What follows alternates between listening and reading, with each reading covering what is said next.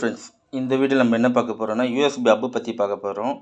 இது ஒரு branded USB hub, இது ஒரு லோக்கல் பிராண்டு. இது ரெண்டுமே நம்ம யூஸ் பண்ணியிருப்போம், நமக்கு யூஎஸ்பி பத்தலைன்னு சொல்லிட்டு. அப்படி யூஸ் பண்ணும்போது பார்த்தீங்கன்னா, இது இந்த மாதிரி லோக்கல் பிராண்டில் போட்டிங்கன்னா கொஞ்சம் சீக்கிரமாகவே லைஃப் முடிஞ்சிடும்.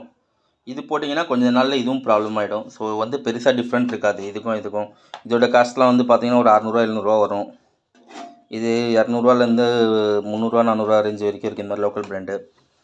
ஸோ இது இல்லாமல் வேறு எதுனா வழி இருக்கான்னு கேட்டிங்கன்னா, இது இருக்குது பாருங்கள்.